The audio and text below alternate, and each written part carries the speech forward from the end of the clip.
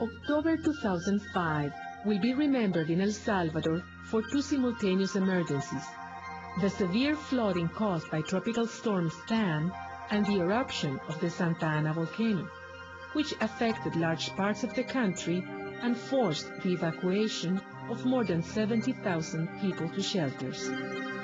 For 5 days, the rain was uninterrupted countrywide, causing serious damage to roads, houses, bridges, and other infrastructure that collapsed.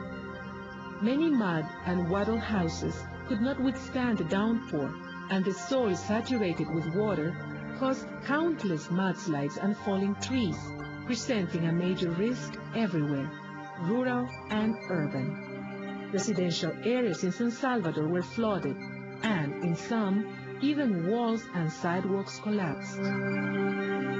PLAN responded by providing family kits with sanitary items, food, and toys to over 60 temporary shelters located in PLAN areas. PLAN attended meetings with the National Emergency System, the United Nations agencies, and other NGOs to discuss how to best respond to the emergency in a coordinated manner.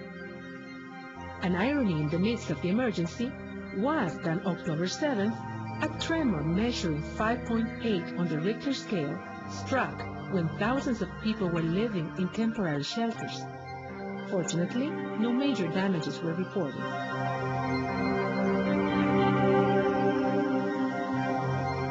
PLAN arrived at a shelter in the Cangrejera community in La Libertad shortly after the tremor. The shelter coordinator, Laura Garcia, is a member of the Municipal Emergency Committee that PLAN trained with Canadian funding. Laura clearly stated, "You have no idea how much that training has helped us. Since our municipality includes the coast and several rivers, we are always on the alert. For this particular emergency, the local committee managed the evacuations orderly, and here at the shelter, we have set up committees as well. Had you arrived 10 minutes earlier, you would have seen them in action, ordering the evacuation from the shelter because of the tremor."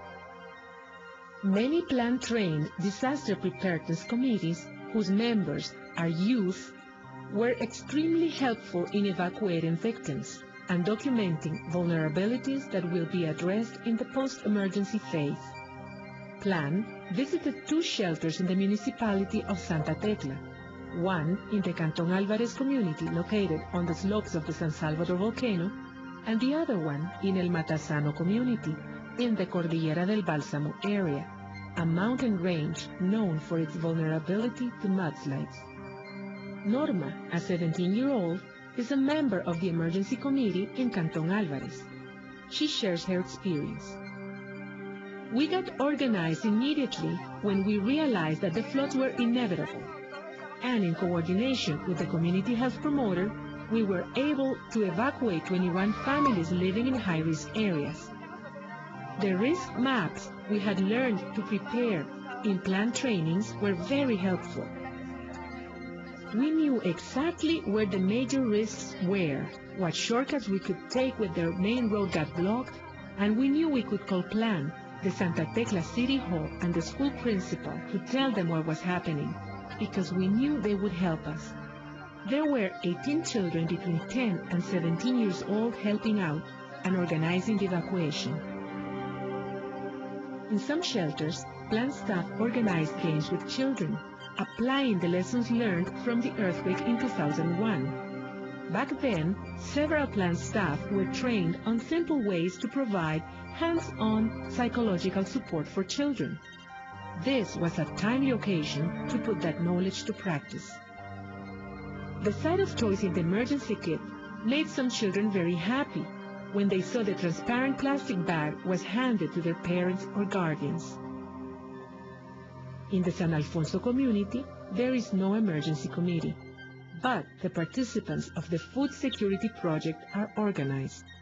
Nutritional counselors, agricultural extensionists, and project management committee members knew what to do when the river started flooding. Teresa, an agricultural extensionist and a grandmother, stated, There is a huge difference when the community is organized and when it is not. In 1998, when Hurricane Mitch hit the country, we looked like crazy bees after the beehive is shaken. We were helpless back then. This time, even though we do not have an official emergency committee, it didn't matter. Because in the project, we have learned about organization, and we know the community, and we know the people very well. We know what to do. It's still scary, but we do not panic as we used to, because we know we can count on each other. Thousands of hectares of crops have been destroyed, and the next planting season is not until May 2006. Thousands have lost their livestock and crops, and their livelihoods have been buried or washed away. Plan anticipates the need for substantial reconstruction support in the aftermath of this emergency. As of October 17th, 2,316 houses have been reported seriously damaged in 60 communities. 423 of them are totally destroyed. And, given the environmental vulnerability of many areas, there will be need for extensive mitigation works to prevent future disasters. In 1998, El Salvador faced Hurricane Mitch. In 2001, there were 2 powerful earthquakes.